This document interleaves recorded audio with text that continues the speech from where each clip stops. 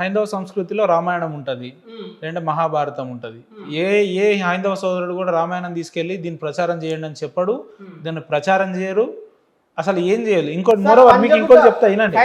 రామాయణం వినండి సార్, రామాయణం లాంటి బుక్స్ ఒకరిని చదవమని కూడా, ఇప్పుడు ఎగ్జాంపుల్ మా ఇంట్లో మా నాన్న ఆ బుక్ను రిఫర్ చేసిండో లేదో మనకు తెలియదు.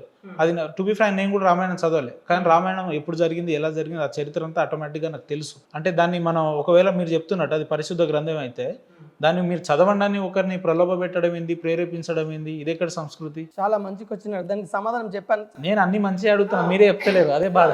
అయితే ఎక్కడ కూడా ఒక మతాన్ని కించపరచండి, బలవంతంగా మత మార్పిడిలు చేయమని చెప్పనని ఎక్కడ కూడా బైబిల్లో చెప్పలేదు. అసలు మత ప్రస్తావన లేదు. చెప్పలేదా? మత ప్రస్తావన చెప్పలేదా? మీరు బైబిల్లో చెప్పలేదు అంటున్నా.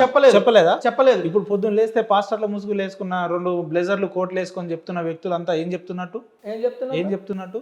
మా యేసు ప్రభు గొప్ప దేవుడు అంటే ఇతర దేవుళ్ళు ఈయనకంటే తక్కువ అన్నట్ట? ఏమన్నా యేసుక్రీస్తు ప్రభు గొప్పవారు చెప్పమని చెప్పాడు కానీ రాముడు మంచి దేవుడు కాదు, శ్రీకృష్ణుడు మంచి దేవుడు కాదు, లేకపోతే ఇంకా బ్రహ్మదేవుడు ఎవరు చెప్పారండి? పాస్టర్ పేరుతోటి గ్రామ స్థాయిలలో దానికి మమ్మల్ని రుద్దడం సరైనది కాదు కదా.